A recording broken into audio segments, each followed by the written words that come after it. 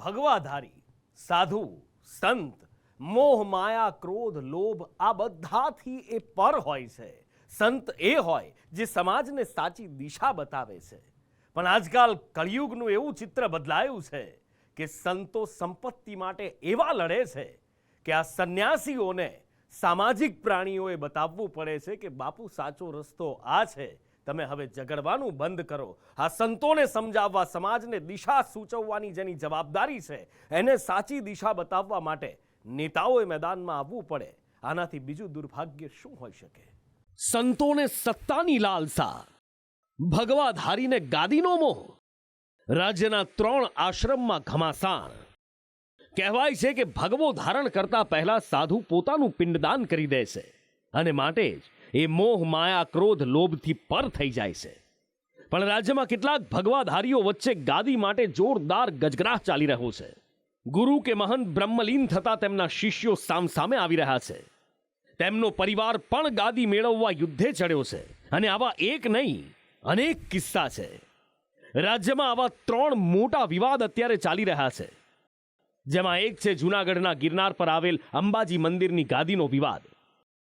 બીજો છે બનાસકાંઠાના કાંકરેજના થળીમાં ગુરુ ગાદીનો વિવાદ. અને ત્રીજો છે અમદાવાદના પાલડીના રામાનંદાચાર્ય આશ્રમની ગાદીનો વિવાદ. સૌથી પહેલા ગિરનારમાં ચાલી રહેલી ગાદીના વિવાદની વાત. ગિરનાર પરના અંબાજી મંદિરના મહંત તનસુખગીરી મહારાજ બ્રહ્મલીન થતા 3 જૂથે ગાદી પર હક જતાવ્યો. ભવનાથ મંદિરના મહંત હરિગીરી બાપુએ ગાદી પર હક જતાવતા તેમની સામે દત્તાત્રેય મંદિરના મહંત મહેશગીરી પડ્યા. આ સાથે તનસુખગીરી મહારાજનો પરિવાર પણ ગાદી પર હક જતાવી રહ્યો છે, જેમાં સામસામે આરોપ પ્રત્યારોપ થઈ રહ્યા છે. જૂનાગઢની આ લડાઈ તો ત્યાં સુધી પહોંચી ગઈ છે કે સમાજ આખો ચોંકી ગયો છે. કહેવાય છે કે સાધુ સમાજને દિશા બતાવે છે, પણ અહીંયા તો સાધુઓને સમજાવવા, સાચા ખોટાનું ભાન કરાવવા અને સમાધાન કરવા નેતાઓને વચ્ચે આવવું પડી રહ્યું છે. આ કબજો કરવાની જે વાત છે, તો સાહેબ દત્ત ચોકને ચાંદની ચોક નથી બનાવવાનો. આવી કોઈ કાયદાવારની વાત ન કરવી જોઈએ, જે લોકતંત્ર માટે બહુ ખરાબ બાબત છે. એક સાધુએ તો બિલકુલ નહીં કરવી જોઈએ આ પ્રકારની વાત, કબજાની વાત. અને છતાંય કબજો લેવા જાતી વખતે વચ્ચે મુચકુંદ આવે છે, એ મગજમાં રાખજો. બનાસકાંઠાના કાંકરેજના થળી જાગીર મઠના મહંત જગદીશપુરીના નિધન બાદ ગાદીનો વિવાદ અહીંયા જન્મ્યો. દેવ દરબાર તરફથી શંકરપુરીની મહંત તરીકે વરણી કરાઈ, જ્યારે અન્ય સમાજ તરફથી અંકિતપુરીને મહંત તરીકે નીમવામાં આવ્યા. થળી મંતના સ્વામીશ્રી જગદીશપુરીજી મહારાજ દેવલોક પામ્યા પછી જે અમારી પરંપરા છે કે એક મંત દેવ થઈ જાય અને બીજા મંતની ડેડ બોડી પડી હોય અને નવા મંતની નિમણૂક કરવામાં આવે છે.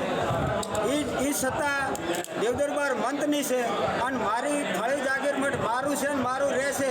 આકાશ ને પાતાળ એક થઈ જાય છે તો ગરબારી બાવાનું કોઈ પણ આમાં કશું લાગવાનું નથી. અને એમનો કોઈ ઇલાજ હોય, કોઈ કાગળ લાવે, કોઈ પુરાવો લાગે તો ચલો દેવદરબાર સુધી એમને આપી દેવું છે.